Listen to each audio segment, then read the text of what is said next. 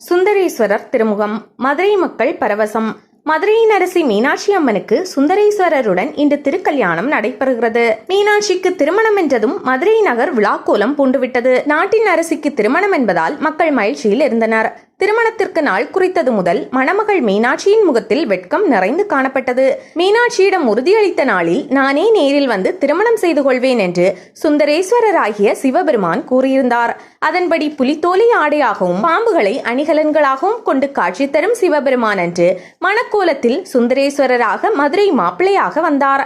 அவரது திருமுகத்தை கண்டு மதுரை மக்கள் பரவசம் அடைந்து தரிசித்தனர். மேலும் முக்கோடி தேவர்கள், மகரிஷிகள், சித்தர்கள் என பலரும் மதுரைக்கு வந்தார்கள். திருப்பரங்குன்றத்திலிருந்து முருகப்பெருமாள், வள்ளி தேவசேனாவுடனும் பவளக்கனிவாய் பெருமாளும் நேரில் வந்து திருக்கல்யாணத்தை நடத்தி வைப்பார்கள்.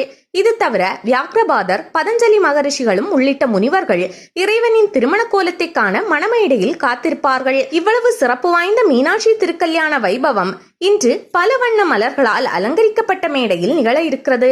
மீனாட்சி திருக்கல்யாணம் நடக்கும் போது கூடவே பிரியாவிடை என்ற அம்மனும் சுவாமியுடன் உடனிருப்பார். அவர் சுந்தரேஸ்வரரை விட்டு ஒரு கணமும் பிரியாத அம்மன். அதனால்தான் அந்த அம்மனுக்கு பிரியாவிடை என பெயர் வந்தது. மீனாட்சி அம்மனுக்கு பட்டத்தரசியாக மக்களை காக்கும் பொறுப்பு அதிகம் இருக்கிறது. அதே நேரத்தில் தன்னுடைய கணவரையும் பாதுகாக்க வேண்டும். ஆதலால் கணவரின் மீது கொண்ட அன்பு காரணமாக தான் பிரியாவிடை அன்னியாக காட்சி தருகிறாள்.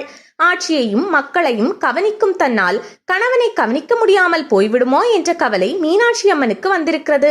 அதனால்தான் பிரியாவிடை உருவத்தில் சொக்கநாதருடன் கூடவே உற்சவ அன்னியாக பிரியாவிடை நாயகியாக வலம் வருகிறாள் என்கிறார்கள்.